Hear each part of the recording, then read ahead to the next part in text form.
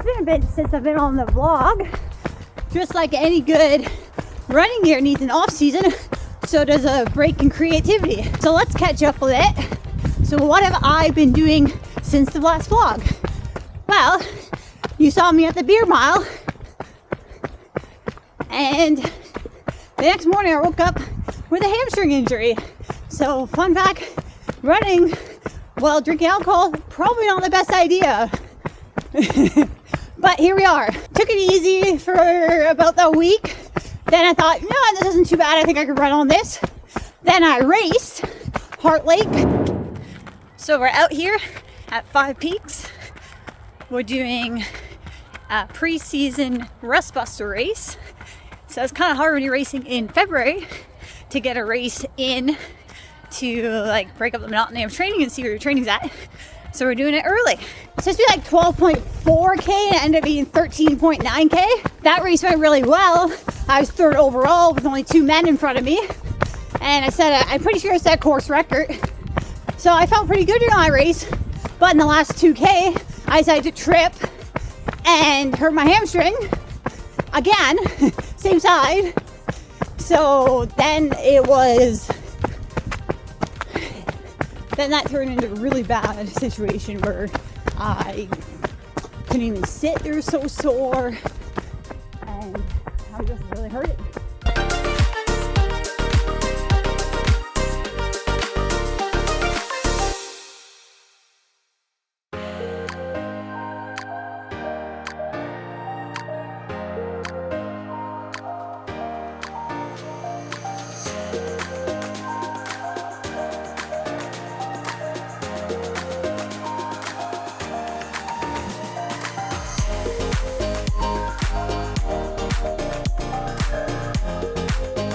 And here's downtown Paris.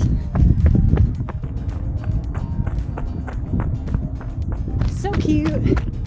So we're in downtown Paris. We're just heading over to the rail trail for my main run.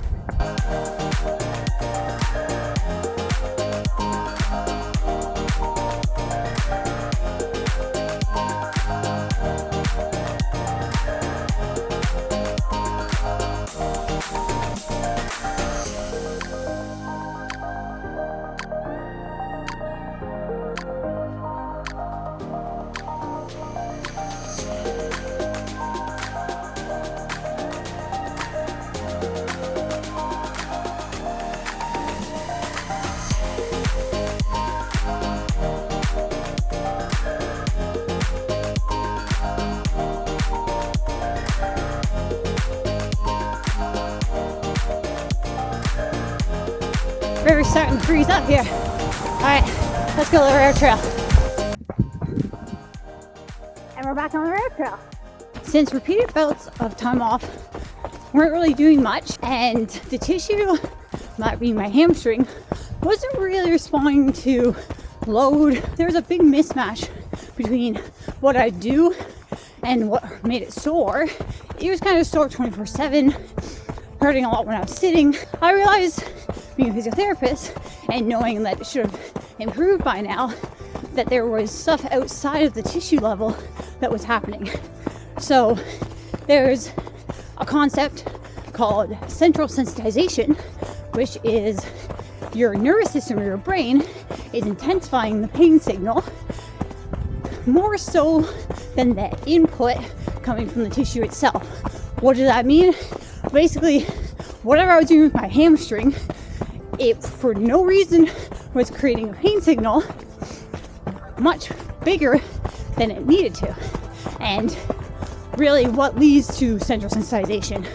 Well, we cannot just take a leg off from the rest of our body. Whatever my injured area is experiencing, the rest of my body is experiencing, is going to impact my injured leg. Stress, difficulty sleeping, stress at work, all of that stuff will lead to a heightened pain sense. So I realized that I wasn't necessarily causing more pain by going for a run, that I needed to desensitize the tissue by slowly and incrementally running more and more on it until it felt better. So what are some ways that I brought down the sense of sensitization? Well, controlling for stress. So dealing with any kind of stress in my life, I really doubled down on using the TENS machine. So the TENS machine is a type of modality that we use in physiotherapy to help mask the pain. It's the same concept as if you hit your elbow, you automatically rub that elbow because it hurts, and it blocks the pain signal because now your body's feeling you rubbing your elbow instead of that pain input. It has to do with the closed gate theory and all these cool mechanisms that our brain works on, or at least theoretically works on. I noticed the main issue for me was sitting. So every time I was sitting, it was making it worse and ramping up the pain levels. So solution, TENS machine, every time I'm sitting. And also sit as little as possible. I also started using the TENS machine right before I go for my runs, which I'm still doing. So then I have a decreased pain signal at the start, so I can actually see how I feel on the run. So we're on about the 4th week of progressive reload of my body. And finally, since it was the end of September that I heard it, I can actually start strength training on this hamstring the last 2 weeks, which is ultimately going to help that tissue level get stronger and make sure I'm limping, be able to handle hills. Luckily for me, Black Canyon only has 600 meters of vert, over 50k, so I don't need hills for once.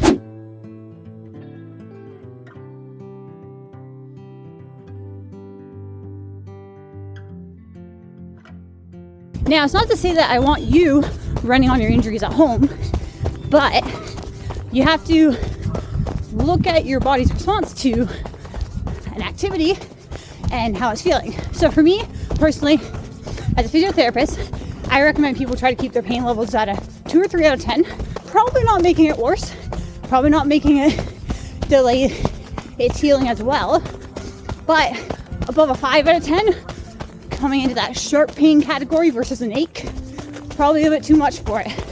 So then if it were to creep up to there, maybe I add some walk breaks. If the walk breaks don't bring it back down, I'm doing too much. Another thing that I look at is, what's a 24-hour pain pattern look like? Has my pain returned to baseline at 24 hours from the time I did that activity? So make note, where am I at right before I run? Okay, where am I at this time the next day? If it's taking multiple days to recover from that activity in terms of pain and discomfort, too much. And lastly, form. If I'm limping, well, to be able to go for my run, too much. Not ready for it. Now, let's get back to my long run. I've actually worked my long run up from 1 hour, only a few short weeks ago, to 1 hour 20, to 1 hour 45. Then we did 2 hours. So now, as the 5th week of weaning back into training, I'm at 2:20 today. So we're going out 1 hour 10 on the rail trail, nice and flat. It is snowy, so that'll be a new stimulus because I haven't had a long run in the snow yet. And we'll go from there.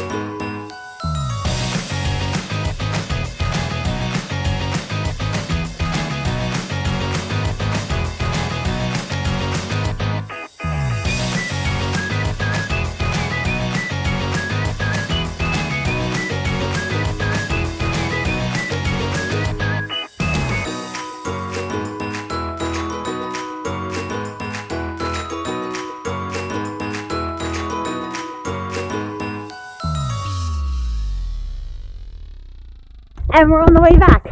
It's snowy, feeling decent, maybe just very slightly tight on my left hamstring, less and less each week, so that's a good sign. So we're 9 weeks out from Black Canyon.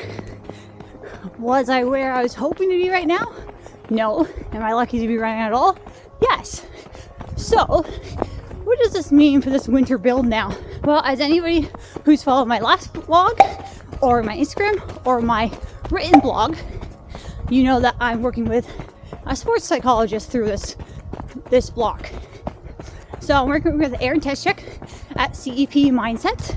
It's a Canadian-based company, and Aaron is an Olympian from the 2016 Rio for the steeplechase, and she currently does a lot of track distances, but some road racing as well. We've been having these sessions together, and as everyone knows, but it's hard to do, you need to focus on what's in your control. So what I decided for this block, I am not going to be able to get into peak fitness, and that's something I have to accept. I have to accept that I'm not going to have 4 runs over 4 hours. Do I need that to be successful? Maybe not. Ultimately, now it's my decision. How can I set myself up for success at Black Canyons with a stunted build? Well, I generally always get myself into peak physical shape, ready to crush the mountain, crush the hills, crush the speed, but I often neglect the mental side of the sport. And with running, a huge percentage is mental. So much mental training. And I've already been doubling down by having a sports psychologist for this. So I thought, hey, why don't, instead of showing up 100% physically ready, I show up 100% mentally ready for once. So what are some skills we've been working on? We started with the alter ego. So alter ego is being able to give yourself an identity that you can tap into when you go to do these hard things. That's the best version of yourself that you want to be, and setting some parameters around that. So for me, I already had that little alter ego of mini destructo that you may have heard on the blog before. So mini destructo is present, it's having fun, and it's confident. So those are the kind of my triggers that I need to think about when I want to do, if I start to get anxious or lose some confidence in myself while I'm performing. So we worked on that. We've been working on visualization. So I've always struggled a bit with visualization because I always try to do it in my head. And I'm much more of a pen and paper person. Practice thinking, what's going to happen if there's other women around me? Because that's something where I struggle. I generally don't see the men as that big of a worry for me. If there's a guy passing me or I'm passing him, I just think that's fun. So I need to get to that mindset with women too. So I've been working through that. What else? We've been working on neutrality of thoughts and mindfulness. So we all know mindfulness practice, sitting, meditating, not having thoughts interrupt that process, and being present. Now it's interesting because I think sometimes we get caught with mindfulness of thinking we need to be overly optimistic, just excessively optimistic and never think anything negative. And the reality is we are going to have those negative thoughts. It's more about redirecting yourself, setting my reset routine to get back to my alter ego and back to the person that I want to be in that moment, how I want to be showing up in that moment. We're going to keep working weekly up to Black Canyon. So I think just focusing on those things has really helped. And then being mindful of not pushing myself too much because I don't want to set myself back and lose another week. So today, for instance, last week I did 2 hours. I'm really tempted to try 2.5. That's too much. So we had set, me and Coach Mitch have set today between 2:15 and 2:20, and that's reasonable because that means next week I could add another 15 or 20, be like 2:40, then get up to 3 hours. Whereas if today I went to 2.5, I probably want to do 3 hours a week after that. So I'm still going to get to 3 hours in 2 weeks' time, but this is a safer way to do it. So just being smart in that way. And thankfully I have a coach for this block so I don't overdo it, because I probably could have really easily done that.